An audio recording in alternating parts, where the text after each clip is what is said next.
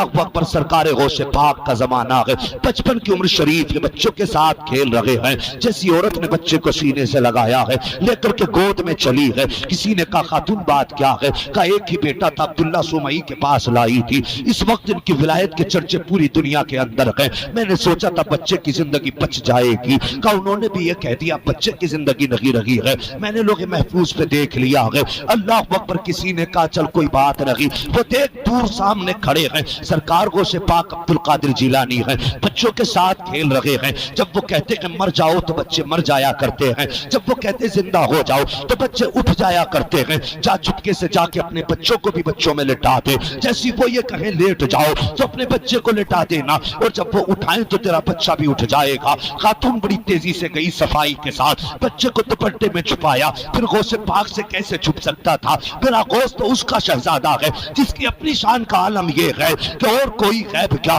تم سے نگاہ بھالا، جب نہ خدا ہی چھپا تم پہ کروڑوں درود۔ کون ہے عبدالقادر؟ یہ وہ عبدالقادر ہیں جو کہتے پوری دنیا کو ایسے دیکھتا ہوں جیسے میرے ہاتھ کی ہتھیلی پہ رکھا ہوا رائی کا دانہ نظر آ رہا ہے، اور جو دنیا کو ایسے دیکھ رہا ہو وہ ایک ماں کے لال کو کیسے دیکھ رہا ہوگا، ایک ماں کے بیٹے کو کیسے دیکھتا ہوگا۔ وہ عورت گئی جا کے چپکے سے، اس نے جب غوث پاک نے فرمایا لیٹ جاؤ، بچے لیٹ گئے، کہا مر جاؤ، بچے زمین پہ گر گئے، اس نے بھی چپکے سے بچہ لٹا دیا۔ اس کے بعد اگلا جملہ غوث پاک کا نکلا، اٹھو، جیسی اتنا کا سب اٹھ گئے، وہ نہیں اٹھا۔ خاتون آگے بڑی لپٹ گئی، کہا حضور میرا بچہ کیوں نہیں اٹھا، میرا بچہ کیوں نہیں اٹھا؟ یہ تو سارے اٹھ گئے ہیں، میرا بچہ بھی تو اٹھنا چاہیے تھا۔ اللہ اکبر، سرکار غوث پاک گئے، آگے جا کے فرماتے قم باذن اللہ، جیسی اتنا کہا ہے بچہ اٹھ کے بیٹھ جاتا ہے، کہتے لے تیرا بھی اٹھ گیا ہے۔ اب عورتوں کی عادت ہوتی ہے، گھر لے کے نہیں گئی، سیدھا بچے کو اٹھایا ہے، عبداللہ سومئی کے دربار میں لائی،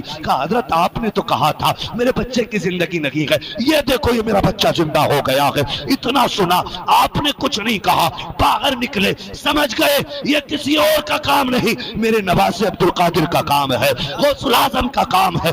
اللہ اکبر، آپ توڑے، اور توڑنے کے بعد آپ کی کمر کے پیچھے لاٹھی لگی ہے، توڑتے جا رہے ہیں، پہنچے وہاں جاگو سے پاک کھیل رہے ہیں، غصے میں کہا عبدالقادر، جیسی اتنا کہا ہے غوث پاک نے دیکھا نانا کا منہ ٹھیک نہیں ہے، ہاتھ میں لاٹھی بھی ہے، آپ نے دوڑ لگا دی، دوڑتے دوڑتے قبرستان سے گزرے، زبان سے جملہ نکلا بھاگو نانا آ رہے ہیں۔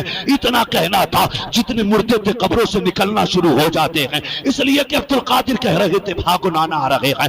جب سب کو بھاگتے دیکھا، عبداللہ سومئی ٹھہر جاتے ہیں، کہتے بیٹے ٹھہر، میں تیرے پیچھے نہیں آ رہا ہوں۔ غوث پاک کہتے نہیں آ رہے ہیں نانا، واپس چلو۔ اتنا کہا، سب قبروں میں تھے۔ اس کے بعد آپ آئے، آنے کے بعد غوث پاک اپنے نانا کے پاس کھڑے ہو جاتے ہیں، کہا نانا بتاؤ کیوں پیچھا کر رہے تھے؟ کہنے لگے بیٹے بتا تو صحیح، اس کی تو زندگی نہیں تھی، میں نے لوگ محفوظ پہ دیکھا تھا، پھر وہ زندہ کیسے ہو گیا؟ غوث پاک مسکرائے، کہتے نانا یہ آپ کی طاقت ہے کہ لکھا ہوا پورا کرتے ہو، اور یہ عبدالقادر کی طاقت ہے کہ نہ ہونے والے کو لوگ محفوظ میں لکھ دیا کرنا۔